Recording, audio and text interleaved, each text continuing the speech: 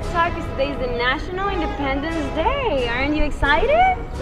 Yeah, look around. There's flowers and we're celebrating. Everything's perfect today. We're celebrating that we live in the United States of America, greatest country in the world. We're also celebrating the fact that we're free, unlike those goddamn niggers. Yeah, right, we're free. Look, Mommy, he's saying hi. Look over there, honey, look. Hey, nigger, don't talk to my family. Okay, good sir. I'm in no trouble. Just trying to work. Damn nigger, I said no talking.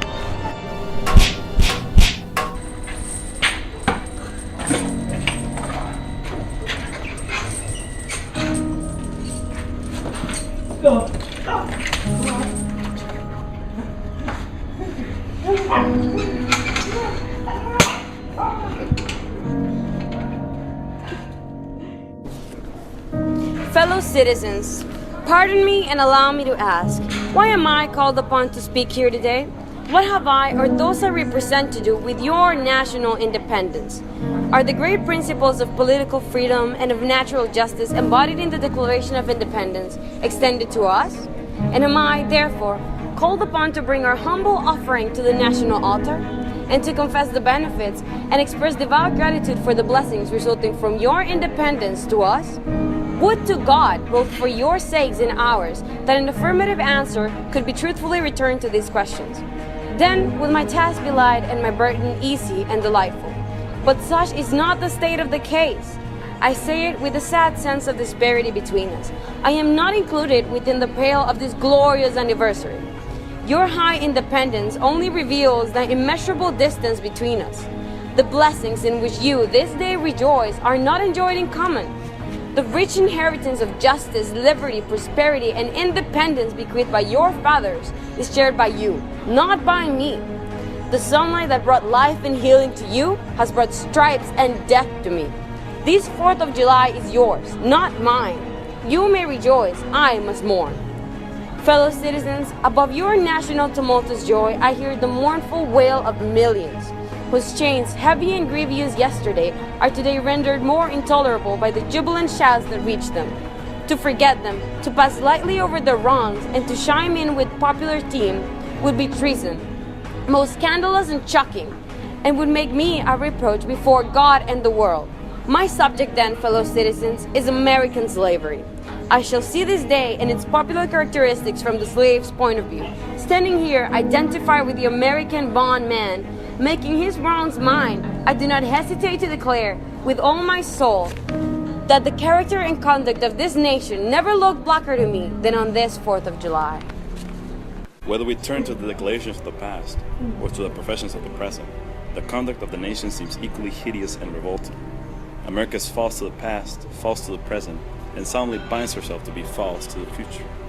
Standing with God and the crushed and bleeding slave on this occasion, I will, in the name of humanity which is outraged, in the name of liberty which is fettered, in the name of the Constitution and the Bible which are disregarded and trampled upon, dare to call in question and to denounce, with all the emphasis I can command, everything that serves to perpetrate slavery, the great sin and shame of America. I will not equivocate. I will not excuse. I will use the severest language I can command, and yet not one word shall escape me that any man whose judgment is not blinded by prejudice, and who is not at heart a slaveholder, shall not confess to be right and just. But I fancy I hear some of my audience say, it is just in this circumstance that you and your brother abolitionists failed to make a favorable impression on the public mind. Would you argue more and denounce less? Would you persuade more and rebuke less? Your cause would be much more likely to succeed. But I submit, where all is plain, there is nothing to be argued. What point in the anti-slavery cred would you have me argue? On what branch of the subject do the people of this country need light? Must I undertake to prove that the slave is a man? That point is conceded already. Nobody doubts it. The slaveholders themselves acknowledge it in the enactment of the laws for their government. They acknowledge it when they punish disobedience on the part of the slave. What then remains to be argued? Is it that slavery is not divine? That God did not establish it? That our doctors of divinity are mistaken? There is blasphemy in the thought. That which is inhuman cannot be divine. Who can reason on such a proposition? They that can, may. I cannot. The time for such argument is past. At a time like this, scorching irony, not convincing argument is needed. Oh, had I the ability, could I reach the nation's ear, I would today pour out a fiery stream of biting ridicule, blasting reproach, withering sarcasm and stern rebuke. For it is not light that is needed, but fire. It is not the gentle shower, but thunder. We need the storm, the whirlwind, the earthquake. The feeling of the nation must be quickened. The conscience of the nation must be roused. The propriety of the nation must be startled. The hypocrisy of the nation must be exposed, and its crimes against God and man must be denounced. What to the American slave is your 4th of July? I answer, a day that reveals to him more than all other days of the year, the gross injustice and cruelty to which he is a constant victim. To him, your celebration is a sham, your boast of liberty and unholy license, your national greatness, swelling vanity. Your sounds of rejoicing are empty and heartless, your shouts of liberty and equality, hollow muck.